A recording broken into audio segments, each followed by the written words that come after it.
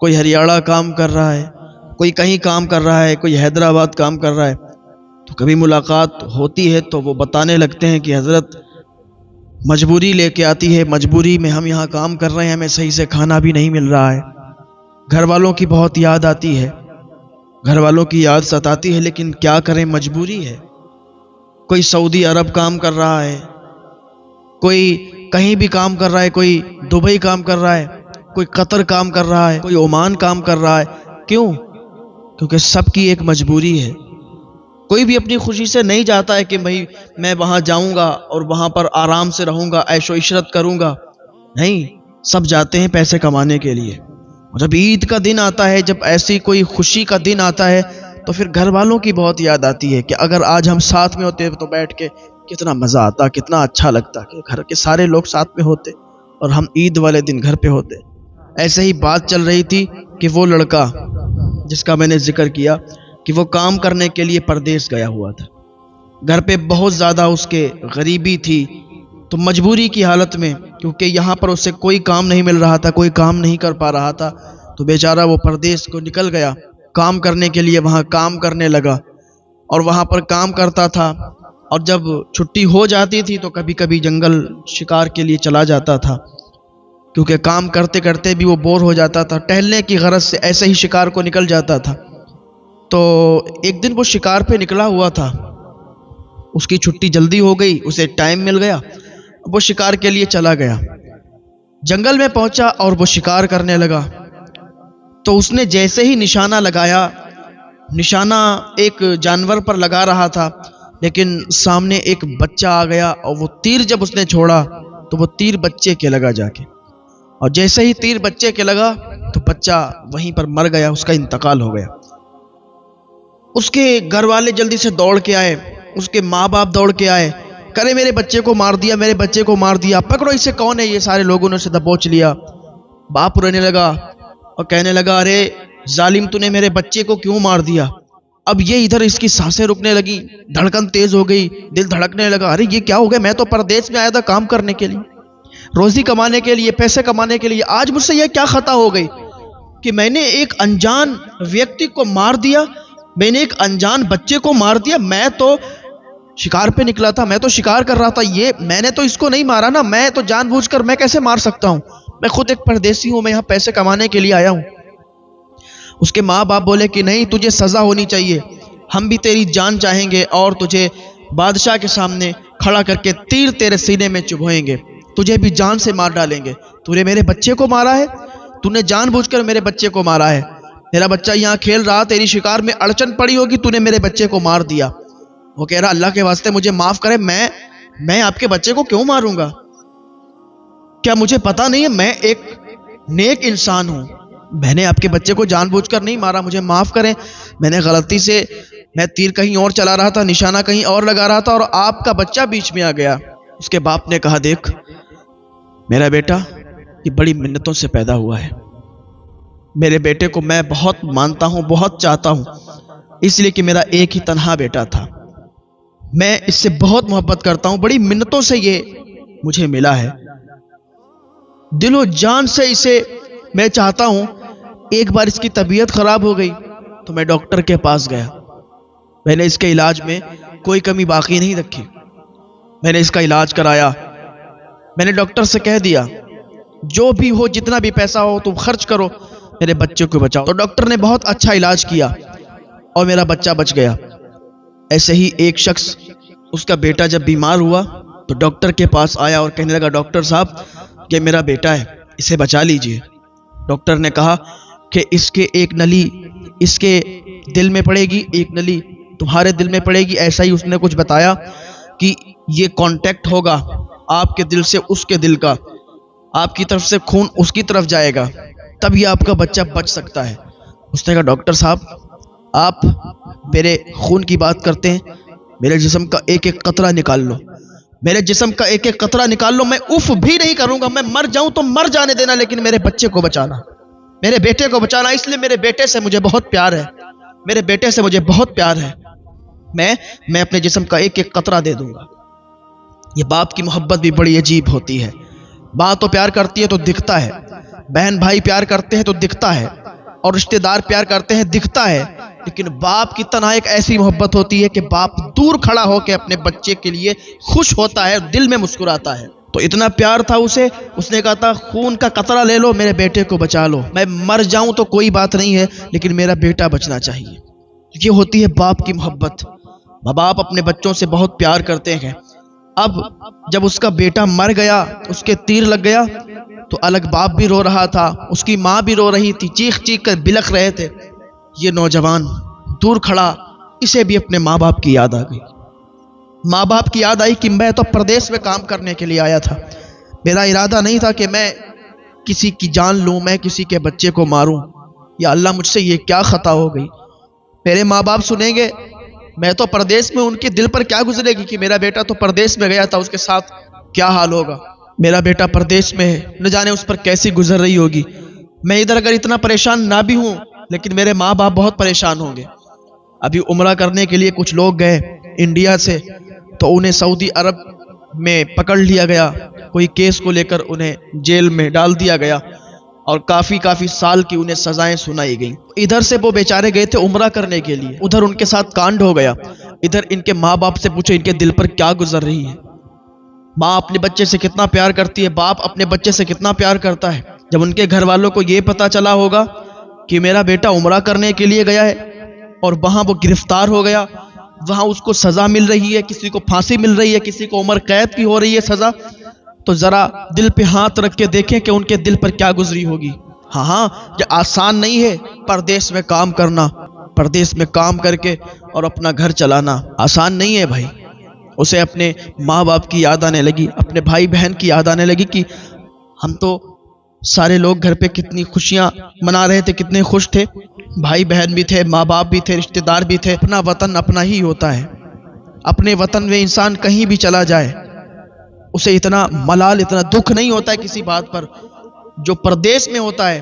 اور پھر اگر کوئی کانڈ یا کوئی کیس ہو جائے پھر اسے بہت ملال ہوتا ہے، بہت دکھ ہوتا ہے، اور بہت گھر والوں کی یاد آتی ہے کہ کہیں ایسا نہ ہو کہ ویزا رد ہو جائے اور زندگی بھر کے لیے اسی دیش میں رہنا پڑے۔ بہت دکھ ہوتا ہے، یہ سب آسان نہیں ہے۔ اللہ تعالی ہم سب کو صبر عطا فرمائے، اللہ تعالی ہم سب کو بہت زیادہ دولتوں سے مالا مال فرما دے۔ جن کا بیٹا مرا تھا انہوں نے کہا تو کیوں روتا ہے، تو مت رو، تیرا رونا ہمیں اچھا نہیں لگتا، اس لیے تو نے جان بوجھ کر میرے بیٹے کو مارا ہے۔ اب تو انصاف ہوگا اور عدالت میں یہ فیصلہ ہوگا کہ تیرے ساتھ کیا کرنا ہے۔ ہم لوگ تو یہ چاہیں گے کہ تجھے بھی تیر مارا جائے، تجھے بھی جان سے مار دیا جائے۔ اب وہ یہ جب سوچ رہا تھا کہ یہ ساری چیزیں اچانک سب ہوا تو گھر والوں کی یاد آ رہی تو کچھ نہیں کہ اگر ہم مر گئے تو ہمارے ماں باپ کیا کریں گے، ہم تو مر جائیں گے، ہمیں کوئی دقت نہیں ہے، کوئی پریشانی نہیں ہے، لیکن ہمارے ماں باپ ہمارے بغیر کیسے رہیں گے۔ انسان اپنے لیے نہیں جیتا ہے بلکہ اپنے گھر والوں کے لیے جیتا ہے۔ اگر اپنے لیے جیتا ہوتا تو کوئی دقت کی بات نہیں تھی، لیکن اسے ملال اور رنج گھر والوں کو ہوتا ہے کہ اگر ہم دنیا سے چلے گئے، ہمارے ساتھ کوئی حادثہ ہو گیا، ہمارے ساتھ کوئی کانڈ ہو گیا تو ہمارے گھر والوں پر کیا گزرے گی، ہمارے گھر والے کیسے رہیں گے۔ اب کیا ہوا کہ اسے عدالت میں پیش کیا گیا، اب وہ مدعا رکھا گیا۔ قاضی صاحب نے کہا بتاؤ بھی کیا بات ہے۔ تو جن کا بیٹا مرا تھا کہا کہ ایسی ایسی بات ہے قاضی صاحب، اس نے میرے بیٹے کو مار دیا۔ اب ہم لوگ انصاف چاہتے ہیں، ہم یہ چاہتے ہیں کہ اس کو بھی تیر مارا جائے، اسے بھی جان سے مار دیا جائے۔ قاضی صاحب نے کہا بھائی تم کیا کہنا چاہتے ہو؟ کہا حضور میں کیا کہنا چاہوں گا، مجھ سے تو اچانک ہوا، اب کوئی میری بات مان ہی نہیں رہا ہے، میں شکار پر نکلا تھا، اچانک سے اس لڑکے کو تیر لگ گیا، یہ سامنے آ گیا۔ قاضی صاحب نے کہا یہ کوئی بات نہیں مانی جائے گی، انصاف دیا جائے گا اور فلاں فلاں تاریخ فلاں فلاں دن تمہارے یہاں پر کھڑے ہو کر اور تیر مارا جائے گا، تمہیں بھی جان سے مار دیا جائے گا۔ لڑکے نے جب یہ سنا تو بے ہوش ہو گیا، بے ہوشی کے عالم میں گر گیا۔ پھر جب اٹھا تو ایک الگ رنج تھا، ایک الگ دکھ تھا۔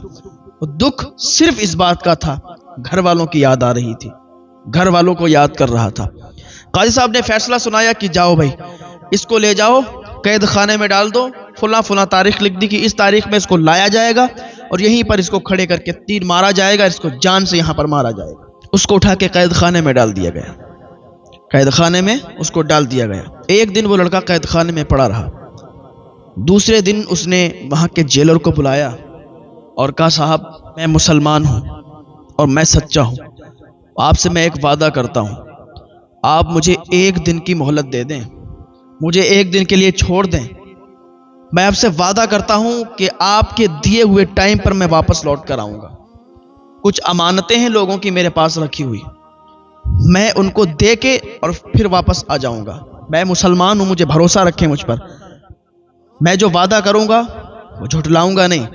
ایسا نہیں کہ میں یہاں سے بھاگ جاؤں گا، اگر میں یہاں سے بھاگ کے چلا جاؤں گا تو اللہ کو کیا منہ دکھاؤں گا۔ آج اگر ہم بے قصور ہی صحیح تو کیا ہوا، لیکن ہمیں جان سے مارنے کی سزا دے دی گئی ہے، تو ہم پھر واپس آئیں گے، آپ سے وعدہ کرتے ہیں۔ جیلر نے کہا کیسی باتیں کرتے ہو، کوئی یہاں سے جا کے پھر واپس آیا ہے، مجھے سمجھا رہے ہو، میں تو تمہیں نہیں چھوڑوں گا۔ کہا صاحب آپ کیسی باتیں کر رہے ہیں، کیا آپ کو پتہ نہیں ہے کہ مسلمان اگر وعدہ کر دے تو پھر اس وعدے کو نبھاتا ہے؟ مسلمان جھوٹا وعدہ نہیں کرتا، ایک مسلمان کا بچہ سچا وعدہ کرتا ہے اور اس وعدے کو نبھاتا ہے۔ آپ کو بھروسہ نہیں ہے ہم پہ، آپ آزما کر دیکھ لیں مجھے۔ جیلر کے سمجھ میں آ گئی، اس کا دل نرم تھا، اس نے سوچا کہ ٹھیک ہے میں چھوڑ دیتا ہوں۔ اسے معلوم تھا کہ ایک مسلمان جھوٹا وعدہ کر ہی نہیں سکتا ہے، ایک مسلمان جھوٹا وعدہ کر کے کبھی بھی کسی کا دل نہیں دکھا سکتا۔ اس جیلر نے اسے چھوڑ دیا، اور چھوڑ دیا تو وہ چلا گیا۔ اب ادھر جو ٹائم تھا وہ ٹائم بھی آ گیا جو مقرر کیا تھا قاضی صاحب نے۔ عدالت لگ گئی۔ اب قاضی صاحب نے کہا اسے بلاؤ جو قید خانے میں اس کو ڈالا تھا، آج اس کو تیر مارا جائے گا اور اس کو جان سے مار دیا جائے گا۔ تو جیلر بھی کھڑا تھا، تو جیلر سے قاضی صاحب نے دوبارہ کہا کہ بھائی بلاؤ، کیا ہوا، آپ ابھی تک اس کو لائے نہیں۔ تو جیلر نے ساری بات بتا دی کہ قاضی صاحب ایسا ہے کہ وہ کہہ رہا تھا کہ میں واپس آ جاؤں گا، اسے میں نے چھوڑ دیا اور مجھے یقین ہے کہ وہ واپس آئے گا۔ قاضی صاحب نے کہ کیا بات کرتے ہو جیلر، کیا تمہارا دماغ صحیح ہے، کیا تمہارا دماغ صحیح ہے، حاضر ہے، تم ایسا کیسے کر سکتے ہو، تم تو ایک ذمہ دار جیلر ہو، کیا تمہیں اسی لیے رکھا گیا کہ تم ایک قیدی کو چھوڑ دو، ایسے تو تم سارے قیدیوں کو چھوڑ دو گے؟ اس نے کہا قاضی صاحب آپ صبر رکھیں، مجھے پتا ہے کہ مسلمان جو وعدہ کرتا ہے اس وعدے کو نبھاتا ہے، مجھے یقین ہے، پکا یقین ہے کہ وہ واپس آئے گا اور یہاں پر اپنی جان دے گا۔ قاضی صاحب نے کہا شاید تم پاگل ہو گئے ہو، کوئی اپنی جان دینے کے لیے اور یہاں سے بھاگ چکا ہے جو، وہ اپنی جان دینے کے لیے واپس آئے گا؟ اگر نہیں آیا تو جیلر یاد رکھنا تجھے ہی وہاں پر کھڑا کیا جائے گا اور تجھے ہی تیروں سے چھلنی کیا جائے گا۔ یہ تو نے بہت بڑا جرم کیا ہے، بہت بڑا تو نے گناہ کیا ہے کہ تو نے ایک قیدی کو چھوڑ دیا ہے اس بنا پر کہ وہ واپس جان دینے کے لیے آئے گا۔ تیرا دماغ خراب ہو گیا ہے، ایسا نہیں ہوتا ہے، قیدی بھاگ کر واپس نہیں آتا ہے۔ ابھی یہی باتیں چل رہی تھیں کہ کافی دیر ہو گئی۔ اب قاضی نے یہ حکم دے دیا کہ جیلر کو وہاں پر کھڑا کیا جائے اور اس کے جسم کو تیروں سے چھلنی کر دیا جائے، اس کو جان سے مار دیا جائے، کیونکہ اس نے یہ گناہ کیا ہے، یہ جرم کیا ہے ایک قیدی کو چھوڑ کر، جو کہ یہ کہتا ہے واپس آئے گا، ہمیں امید ہے کہ وہ نہیں آئے گا، اور جیلر کہہ رہا تھا ہمیں امید ہے وہ آئے گا۔ ابھی یہی بات چل رہی تھی کہ حکم قاضی نے دیا کہ کیا دیکھتے ہیں کہ وہی لڑکا وہ عدالت میں آ گیا اور کہنے لگا معاف کریں، میں تھوڑی دیر سے پہنچا، کشتی نہیں مل پائی تھی تو اسی لیے تھوڑی سی دیر ہو گئی، معاف کریں، اب میں تیار ہوں اپنی جان دینے کے لیے، مجھے جہاں پر بتاؤ میں وہاں پر کھڑا ہو جاؤں گا، میرے جسم کو تیروں سے چھلنی کر دو۔ جب اتنا سنا، اس کے باپ نے، اس کی ماں نے کہ جس کا بچہ مرا تھا، کہا کہ تو کیسا انسان ہے، تو تو یہاں سے چلا گیا تھا، تو چاہتا تو واپس نہ آتا، تو چاہتا تو اپنا وعدہ توڑ بھی سکتا تھا، لیکن تو جان دینے کے لیے اپنے جسم کو تیروں سے چھلنی کروانے کے لیے آیا ہے۔ کیا تیرا دماغ خراب ہے؟ کیا تجھے عقل نہیں ہے؟ اس نے کہا میں صحیح ہوں، میرا دماغ بھی صحیح ہے، مجھ میں عقل بھی ہے، لیکن میں اپنے وعدے کو توڑ نہیں سکتا۔ میں نے اس جیلر سے وعدہ کیا تھا، میں اس نبی کا امتی ہوں جس نے کبھی جھوٹ نہیں بولا، میں اس نبی کا امتی ہوں جس نے اپنی امت کو کبھی غلط راہ نہیں دکھائی، میں اس نبی کا امتی ہوں جس نے دشمنوں سے بھی پیار کیا، میں اس نبی کا امتی ہوں جس نے دشمنوں کو بھی دعائیں دی ہیں۔ میرے نبی کو تکلیفیں دی گئیں، لیکن میرے نبی نے کبھی ان کے لیے بد دعائیں نہیں کی، اگر چاہتے تو بد دعا کر دیتے۔ طائف کے میدان میں میرے نبی کو پتھر مارے گئے، میرے نبی کے پڈلیوں سے خون نکل رہا تھا، لیکن میرے مصطفیٰ جان رحمت صلی اللہ تعالی علیہ وسلم نے کبھی بھی بد دعا نہیں کی۔ فرشتے آ گئے، یا رسول اللہ صلی اللہ علیہ وسلم آپ فرمائیں، پہاڑ کو اٹھا کے 2 ٹکڑے کر دیں گے، پورا طائف تباہ و برباد ہو جائے گا، آپ حکم تو فرمائیں۔ حضور فرماتے ہیں کہ نہیں، میں میں اس امت کے لیے رحمت بن کر آیا ہوں، زحمت بن کر نہیں آیا ہوں۔ آج یہ نہیں سمجھتے تو کیا ہوا، ان کی آنے والی نسلیں کلمہ پڑھیں۔ جب یہ وہ لڑکا کہتا ہے تو اس کے ماں باپ اور بہت سارے لوگ وہاں پر اس بات کو سن کر اسلام قبول کر لیتے ہیں۔ یہ لڑکا اتنا سچا ہے تو جس کی امت میں یہ ہے اس نبی کی سچائی کا عالم کیا ہوگا۔ یہ بات سن کر سارے لوگ وہاں پر ایمان سے سرفراز ہو گئے اور انہوں نے کلمہ طیبہ پڑھ لیا، اشہد ان لا الہ الا اللہ